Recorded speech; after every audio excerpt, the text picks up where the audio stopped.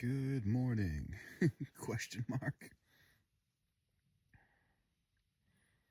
Welcome to the SS Gossamer Gear, the 2.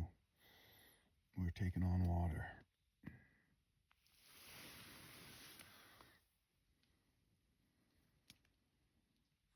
It's 6:42. I woke up at 5 something. I woke up throughout the night, but I woke up at 5 something. I chose to go back to bed. This is classic me being depressed and avoidant. I just wish that this wasn't so. I'm going to have to deal with it because I don't think anymore that if I set my tent up before the rain, that this wouldn't have happened. I thought last night that it was because I was setting my tent up in the rain that it got wet. But then after watching that seam just leak like a faucet all night, I don't think it would have mattered how I set the tent up when I set the tent up. So I have to reach out to Gossamer Gear and tell them the tent takes on water, the seam isn't any good, and see what they say. See if they blame me. You know, it has never rained. Like, it has not been an issue. I haven't had a chance to test it, really. The only time I set it up when it was raining was in Julian, coming out of Julian, and it didn't rain all night. And that was a long, long time ago. So, I was able to sleep in my rain gear with no quilt. I put socks on. The socks got wet. If it was any colder, it would have been dangerous. That's the thing. I can't stay dry in this tent, and I can't keep my stuff dry in this tent. I'm going to have to stop in the middle of the day if I can find a place to let everything dry, set the tent up, let it air out, let it dry, put my clothes out on rocks, let them dry. Just, it's going to bleed over into today and, probably a week or so or longer dealing with Gossamer Gear, trying to get them to deal with this. I can't keep hiking with this tent. What if it rained for 3 out of 7 days or 4 out of 7 days? I mentioned the ground was hard to drive the stakes into. This was by hand. We took a lot of damage onto our shields last night. We took on water. We had 10 stakes broken. Morale is low. So it's 8:41. We're going to take off and just deal with it. Not really going to measure much today. There's plenty of water sources, and in 15 miles there's a water source and tents and spots. And if that's what I have to do because I plan on letting things dry throughout the course of the day and stopping, then that's what we do.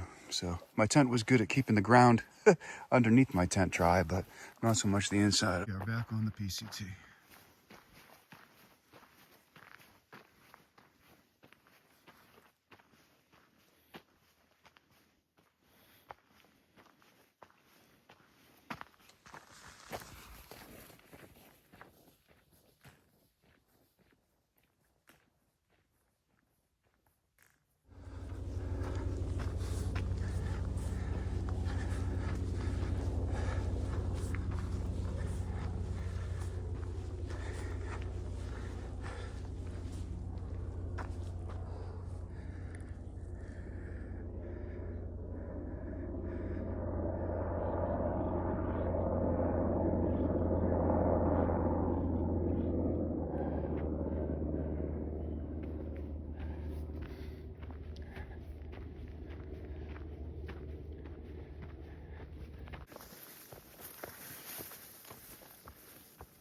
Having a yard sale, trying to dry things out. Some other people are here. Same idea. And the yard sale continues. I'm gonna eat like a dinner for lunch. The 2 people who were here when I got here left, and 2 more people are here. They set up a yard sale, so we're all in the same boat. I'm still trying things out, but the sun's pretty strong. It dried what it was touching pretty quickly. My pack will be a little dry, so everything should feel a little lighter, not being soaked when I hike out of here.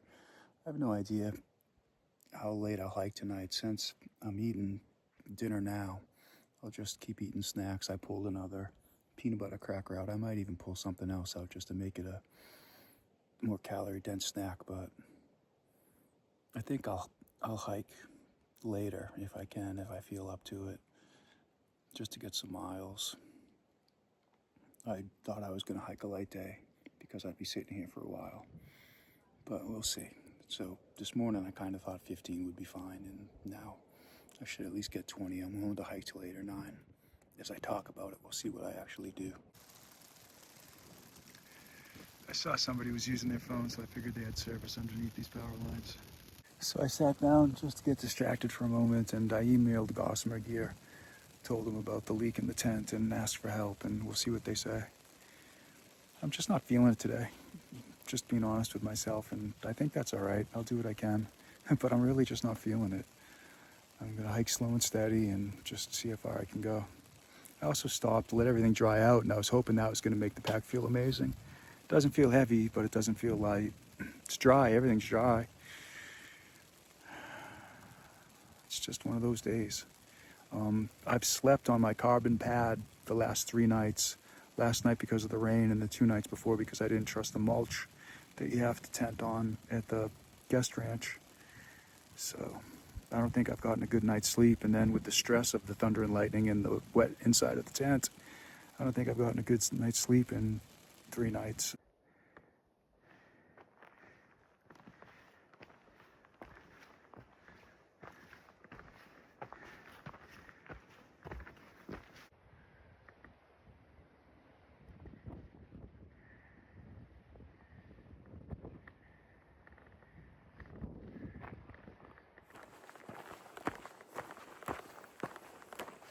It's 4:22. I mixed some coffee. I'm gonna lay here and try to take a nap. I can feel this spot again under my foot. Whenever I look at it, it doesn't look that bad, but it's like a hot spot right there. And that's a pretty important spot in between your big toe and the next toe over, as far as that's where you pull from and push off of when you're walking. So I just feel it. I'm gonna put some lotion on there and some Neosporin on my big toe on my left foot, which has been feeling better, but I'm still well aware of it, and it's swollen, as you can see. So it's 5:11. I'm heading out of that water source after resting and putting some lotion on my feet and some Neosporin on my toe. And I'm gonna try to hike till 8:30.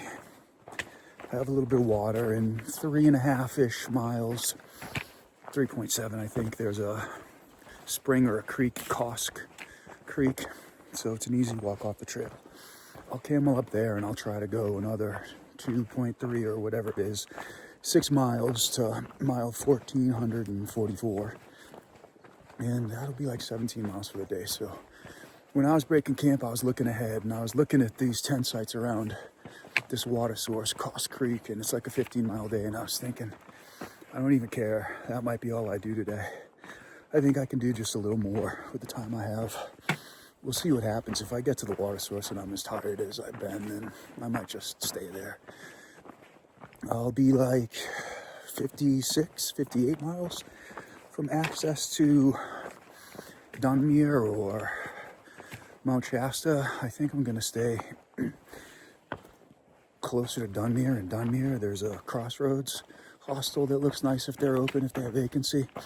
And I think you can take a bus, or that woman, when she's available, who runs the hostel, she'll give you a ride to Mount Shasta when she can. So there is an outfitter that I'm interested in going to in Mount Shasta, but I think the Crossroad place is closer to the trail, easier access to the trail. She'll come get you from the trail when she can. So I might go there, set up base camp, and then spend the night and try to get into Dunmere for food, or Mount Shasta for food, and visit that outfitter. They have Ingenie toe socks, I believe, and I need new Ingenie toe socks. They're all falling apart. Just cruising along. It's a little after 6.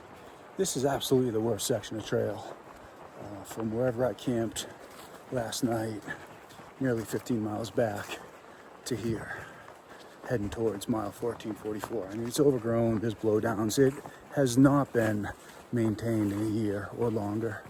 But the wind has entered the chat. It's died down now, but I just heard the wind picking up significantly. I wish the elements would just give me a night off.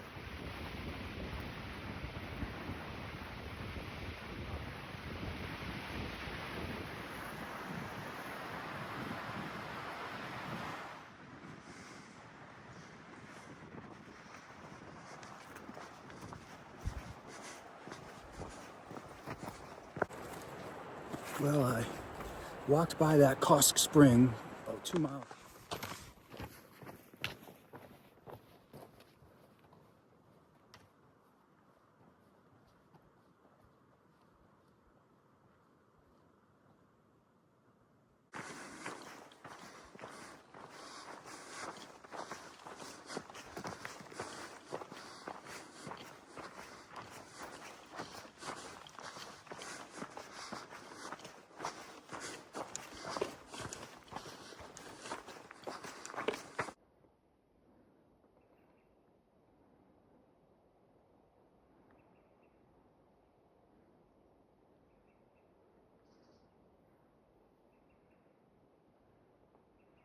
Well, I just walked by a seasonal stream and it was the saddest little mud puddle. It was absolutely useless. So it's 7:50 and it is 3.5 miles to Moosehead Creek, or to access to Moosehead Creek, but it's supposed to be a short walk. So that would put me there at 9:30 if I do well. My main issue with that, and I have two issues, this is a lose-lose. My main issue with hiking to 9:30 is that's about a half hour later than I want to hike. I'm really not a good night hiker. And this is like a forest. It's not Mount Whitney that's wide open with a semi-full moon. And my headlamp is not quite FUBAR, but close. It's busted up, so. But dry camping, that's not really something I'm interested in at all either. Like, I want to wake up to something to drink, water to add to coffee. Otherwise, it's not an ideal way to start the day tomorrow. We'll see. I got myself into this.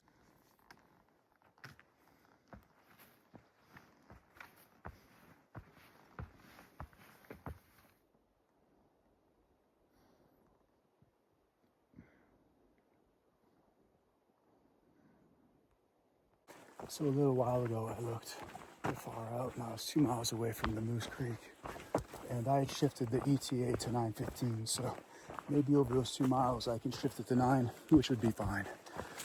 It would be getting dark when I got there, but I really wouldn't need my headlamp to hike. I have old tired eyes. I have a hard time seeing the far out screen. I can see nature just fine, boy. It gets dark. It's dark. You put your headlamp on, I can still see the trail for the most part fine. But today, the way it's been so overgrown, it's fine right now.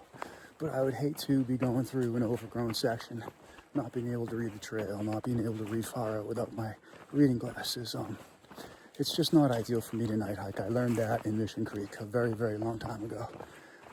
So 9 o'clock would be great. And then I would just need to not trip.